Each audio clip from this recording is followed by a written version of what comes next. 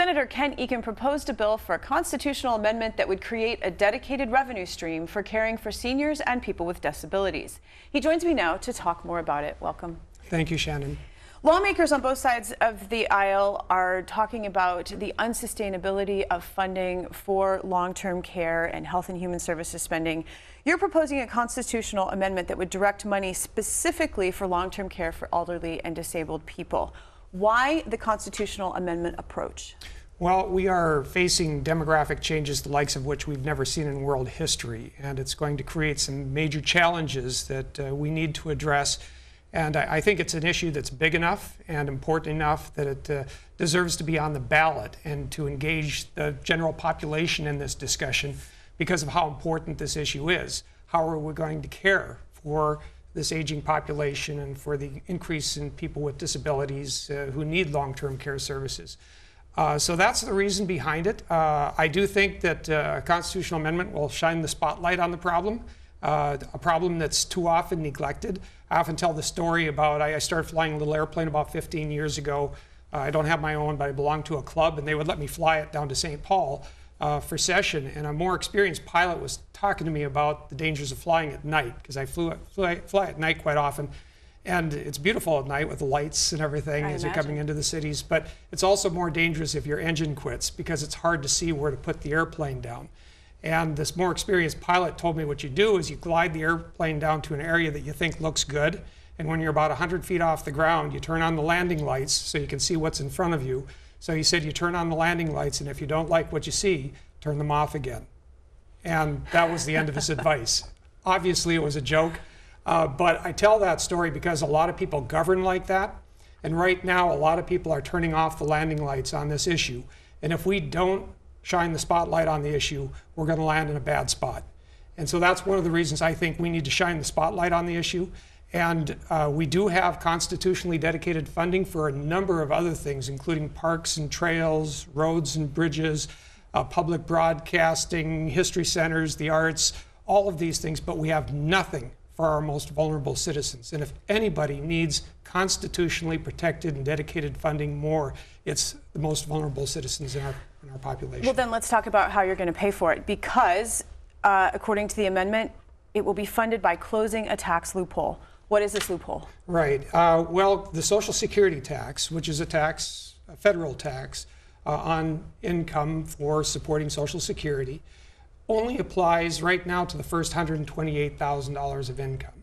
It's indexed, so every year it goes up a little bit because of inflation. But anything you make after $128,000, you don't pay any tax on for Social Security. And this is in Minnesota specifically? No, this is across the whole country. Across the whole state? Okay. It is across the whole country. But I figured that if the federal government is going to stop that tax at $128,000, we can pick up where they leave off and continue taxing income above $128,000 at the same rate that the feds tax below $128,000. So making it, in effect, a flat tax. Taxing every dollar the same, taxing everyone the same. Everybody would pay the same percent of their income in taxes. And it's only on wages and salaries. It's not on investment income. It's not on businesses. It's just on wages and salaries, just as the Social Security tax is now. And it would float with the federal Social Security tax. It would generate a significant amount of revenue. I've referred to this as the biggest tax loophole in history because of the major benefits those who get it receive. It would only affect the top 4.5% of the population. So 95.5% of the people in the state would see no impact from this whatsoever, and it would generate the revenue necessary to meet the challenges of the future. Everybody agrees on that. As a matter of fact, go ahead. Oh, I was just going to say, opponents are going to say, though, this is a tax increase, that those people in Minnesota who do make above this threshold will take their money, their careers, their lives to another state that doesn't tax them, that it will be bad for business. How do you counter that? Well, I mean, I'm sensitive to concerns about people leaving. So I think that, we need to take that into consideration. But the fact is, we're not asking them to pay any more than regular income people are. They're paying exactly the same percent of income as everyone else is below that makes under $128,000 a year in income per individual. So We're not asking any more, and I've talked to a lot of people who fall into that income bracket who are more than willing to contribute and to pay their fair share in ensuring that our most vulnerable citizens are provided with the care that they need. They are good people, and they want to do their part. So I think that a lot of people live in Minnesota not just to, find a place to not pay taxes. They're looking for a place that has a high quality of life, and a part of that quality of life is making sure that no one is left behind.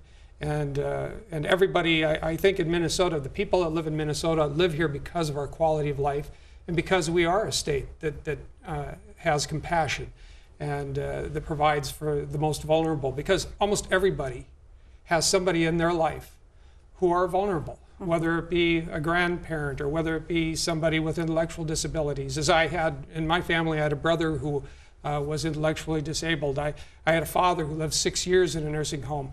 I think almost everybody has stories like that to tell, and everybody, I think, wants to contribute to providing them with the care that they need.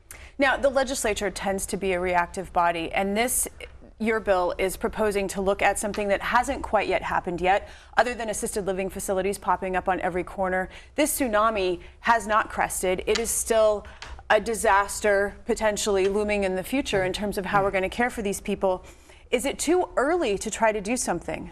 No, as a matter of fact, I think we've waited a little too long. I think that we need to act quickly because we're already experiencing some of the problems because of the increasing demands in long-term care services. We do see a high turnover rate among those who are providing care because of the lower pay.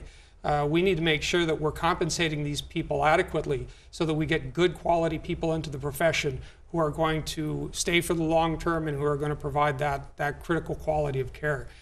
So I don't think that this is too early. I think that we need to act and act now. The longer we wait, the harder it becomes to solve the problem. So we need to start preparing now. And the constitutional amendment I've proposed does go for 25 years, so it would get us through that period where the baby boom generation is going to need those services. Finally, you initially introduced this in 2016, so this is not the first go-round for this idea. Has it gained any traction since then? It's gaining traction among many of the people out in the country, out around the state that I've talked to. I've talked to all the various long-term care associations and groups that represent those with disabilities and seniors and long-term care for those individuals. And it gets a very warm reception. I think there's a growing interest in something of this nature. I've run into issues with people in the legislature who say, for instance, they don't want to budget through the Constitution. Well, as I've already mentioned, that train has already left the station. That ship's already sailed. We already have constitutionally dedicated funding for all of these other things. And as far as the funding source, you mentioned some of the objections some may have to the funding source that I proposed. I'm not stuck on that particular funding source. I do think we need to start the discussion now, and nobody wants to discuss this. Again, people seem to be putting their heads in the sand when it comes to this issue. So I'm trying to start the discussion. And for those who object or who reject the proposal I've made, my question to them is, well, what's your alternative? Because no is not a solution. So we need to start the discussion, and that's what this amendment is designed to do.